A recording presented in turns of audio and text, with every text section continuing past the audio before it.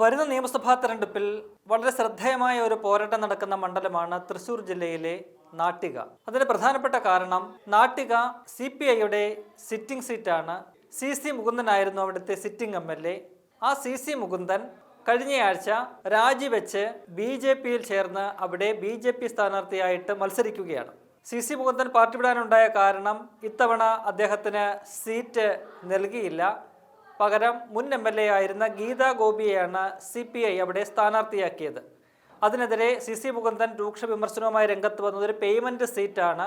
ഗീതാ ഗോപിക്ക് fund collect ചെയ്യാനും പാർട്ടിക്ക് വേണ്ടിയിട്ട് ഫണ്ട് സ്വരൂപിക്കാനും ഒക്കെയുള്ള കഴിവുണ്ട്. എന്നാൽ തന്നെ കൊണ്ട് 10 രൂപ പോലും ഉണ്ടാക്കാൻ കഴിയില്ല. അതുകൊണ്ടാണ് അത്തരത്തിൽ പണം ഉണ്ടാക്കുക എന്ന ലക്ഷ്യത്തോടു കൂടിയാണ് ഗീതാ ഗോപിക്ക് സീറ്റ് കൊടുത്തത്. മുൻപ് അവരെ 2021 അവരെ സ്ഥാനാർത്ഥിത്വത്തിൽ നിന്ന് മാറ്റിയത് വലിയ ഗുരുതരമായ ആരോപണങ്ങൾ പലതും നേരിട്ടാണ്. അങ്ങനെ തന്നെ സ്ഥാനാർത്ഥിയാക്കാത്തതിനെതിരെ രൂക്ഷ വിമർശനം ഉന്നയിച്ചുകൊണ്ടാണ് CC മുകുന്ദൻ BJPയിലേക്ക് പോകുന്നത്. അങ്ങനെ BJPയിലെത്തിയ CC മുകുന്ദൻ അവിടെ പൊടുന്നനെ സ്ഥാനാർത്ഥിയായിട്ട് മാറുന്ന ഒരു കാഴ്ചയാണ് കണ്ടത്. അങ്ങനെ BJP സംബന്ധിച്ച് ചുളുവിൽ ഒരു മുൻ MLAയെ നാട്ടികയിൽ സ്ഥാനാർത്ഥിയാക്കാൻ സാധിച്ചു എന്നതാണ് അവരെ സംബന്ധിച്ചൊരു പ്രധാനപ്പെട്ട കാര്യം.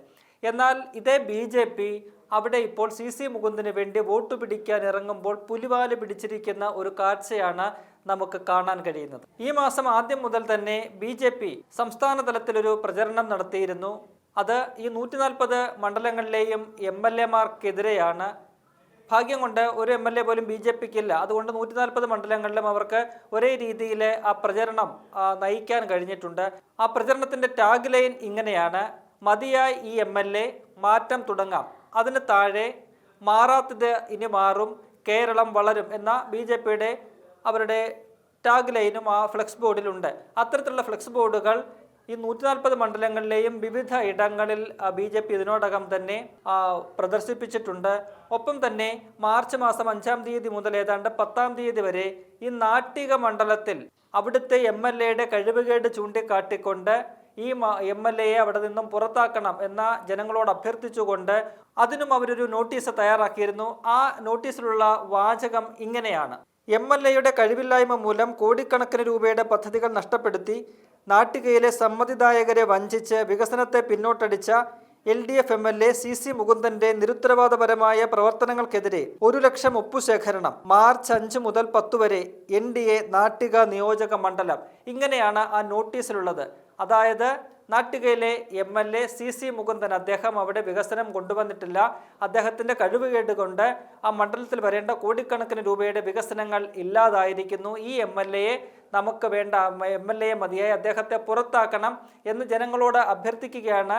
അതിന് ജനങ്ങളുടെ പിന്തുണ തേടിക്കൊണ്ട് 1 ലക്ഷം ഒപ്പുശേഖരണം എന്ന് പറയുന്ന ഒരു പ്രചരണ പരിപാടിയാണ് അവർ നടത്തിയത്. അത്തരത്തിൽ മാർച്ച് 5 മുതൽ 10 വരെ പ്രചരണ പരിപാടികൾ നടക്കുകയും ചെയ്തു. തങ്ങൾ ഒരാഴ്ച മുൻപ് ഏത് MLAക്കെതിരെയാണോ ഇത്തരത്തിൽ പ്രചരണം നടത്തിയത്, MLA കഴിവുകെട്ടവനാണെന്ന് പറഞ്ഞ അതേ നാവുകൊണ്ട് ഇപ്പോൾ അതേ സ്ഥാനാർത്ഥിയെ, അതേ MLAയെ സ്വന്തം സ്ഥാനാർത്ഥിയാക്കി ആ സ്ഥാനാർത്ഥിക്ക് വേണ്ടിയിട്ട് വോട്ട് പിടിക്കേണ്ട ഒരു ഗതികേടിലാണ് BJP ഇപ്പോഴുള്ളത്.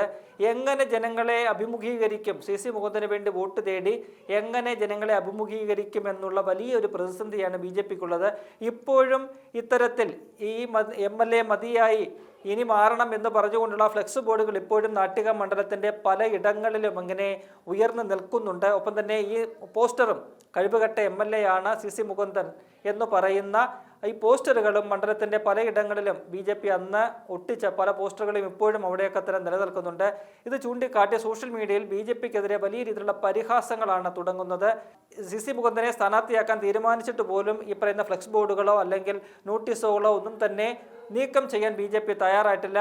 അത് BJPക്ക് വലിയൊരു തിരിച്ചടിയായിട്ട് അവർക്ക് നേരെ ഒരു ഡെമോക്രസിൻ്റെ വാളുപോലെ അതിങ്ങനെ ആ മണ്ഡലത്തിൽ മുഴുവൻ നിറഞ്ഞ് നിൽക്കുന്ന ഒരു കാഴ്ചയാണ് നമുക്ക് കാണാൻ കഴിയുന്നത്.